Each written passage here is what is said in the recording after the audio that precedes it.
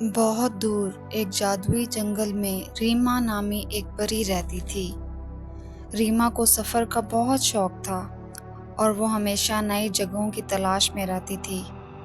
اس کے پاس چاندی کے پر تھے جو سورج کی روشنی میں چمکتے تھے اور وہ بادلوں پر سوار ہو کر دنیا بھر کا سفر کرتی تھی۔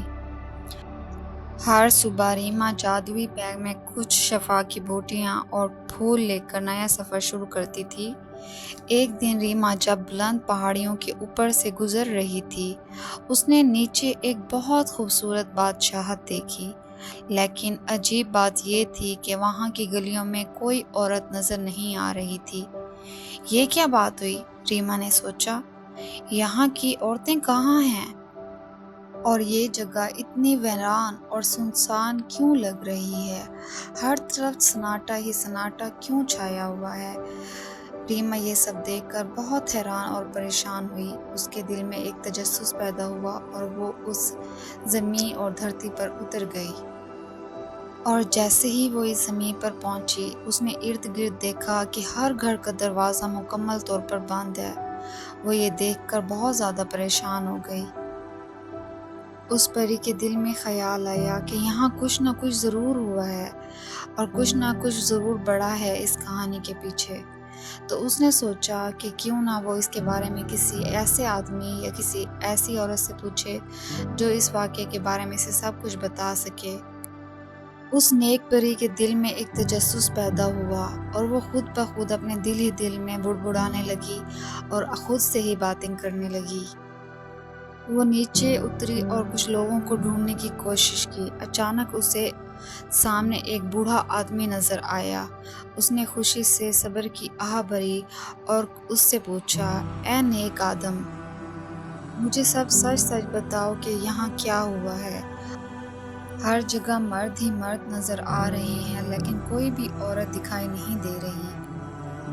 تب اس بوڑھے آدمی نے آہ بھری اور کہا، اے نیک پری، ہماری بادشاہت پر ایک عجیب بیماری کا اثر ہے۔ 3 سال پہلے یہاں ایک وبا پھیلی تھی جس کی وجہ سے تمام عورتوں کے بال گر گئے ہیں اور وہ شرم کی وجہ سے اپنے گھروں میں چھپ کر رہتی ہیں۔ ڈاکٹروں نے بہت علاج کیا لیکن کوئی فائدہ نہیں ہوا۔ اب تو کوئی امید باقی نہیں رہی۔ ریما کا دل درد سے پھٹ گیا۔ وہ بولی، مجھے یقین ہے اس بیماری کا علاج موجود ہے۔ میں ضرور کوئی راستہ نکال لوں گی، آپ تھوڑا صبر کریں۔ ریما نے اپنی جادوئی کتاب کھولی جس میں تمام بیماریوں کا علاج تھا۔ بہت سی تلاش کے بعد اس نے ایک حل نکال لیا۔ یہ تھا ایک خوبصورت پھول جو کہ ہمیشہ ایک بلند ترین پہاڑی پر اگتا ہے۔ اگر اس پھول کو ندی کے پانی میں ڈال دیا جائے تو اس کا علاج ممکن ہے۔ لیکن کتاب میں یہ بھی لکھا تھا، خبردار، اس پھول کو حاصل کرنا آسان نہیں ہے، راستے میں کئی خطرات اور مشکلات ہیں۔ ریما نے ہمت کی اور ایک بلند پہاڑ کی طرف روانہ ہوئی۔